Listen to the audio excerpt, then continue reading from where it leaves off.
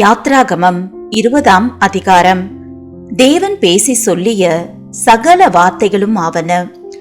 உன்னை அடிமைத்தன வீடாகிய எகிப்து தேசத்திலிருந்து புறப்பட பண்ணின உன் தேவனாகிய கர்த்தர் நானே. என்னையன்றி உனக்கு வேறே தேவர்கள் உண்டாயிருக்க வேண்டாம். மேலே வானத்திலும் கீழே பூமியிலும் பூமியின் கீழ் தண்ணீரிலும் உண்டாயிருக்கிறவைகளுக்கு ஒப்பான ஒரு சொரூபத்தை ஆகிலும் யாதொரு விக்கிரகத்தை ஆகிலும் நீ உனக்கு உண்டாக்க வேண்டாம்.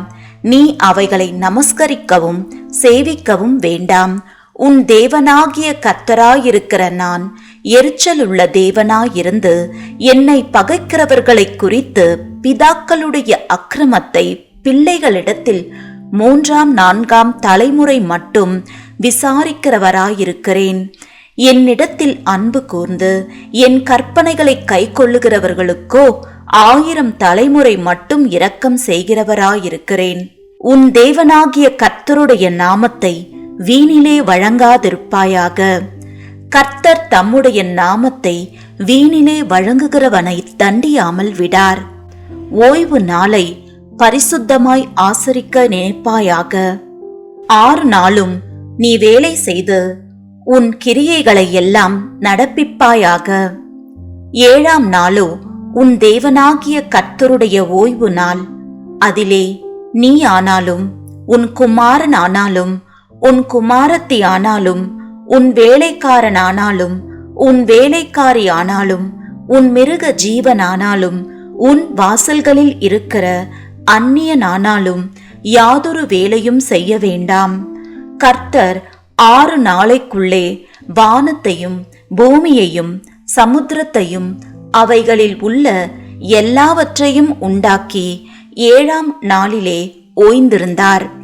ஆகையால் கர்த்தர் ஓய்வு நாளை ஆசீர்வதித்து அதை பரிசுத்தமாக்கினார்.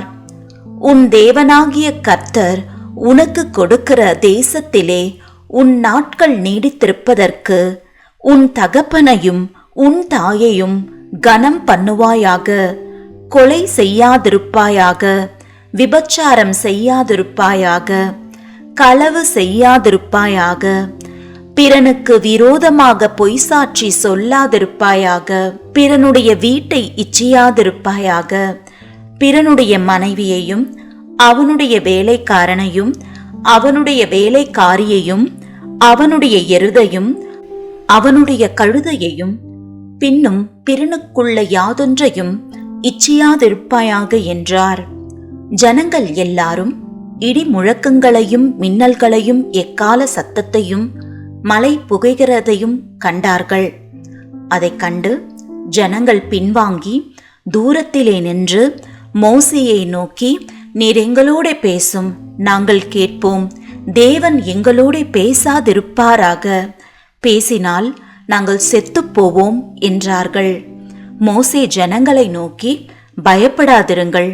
உங்களை சோதிப்பதற்காகவும் நீங்கள் பாவம் செய்யாதபடிக்கு தம்மை பற்றும் பயம் உங்கள் முகத்திற்கு முன்பாக இருப்பதற்காகவும் தேவன் எழுந்தருளினார் என்றான். ஜனங்கள் தூரத்திலே நின்றார்கள். மோசே தேவன் இருந்த கார்மேகத்துக்கு சமீபமாய் சேர்ந்தான்.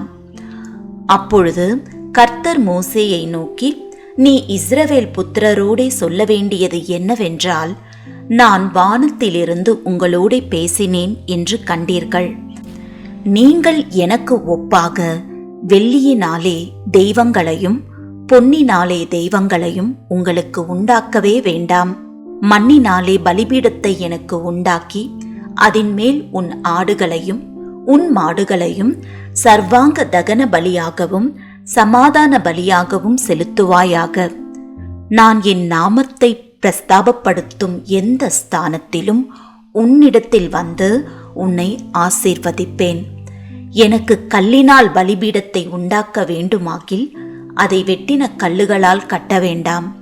அதின் மேல் உளியிட்ட உடனே அதை அசூசிப்படுத்துவாய்.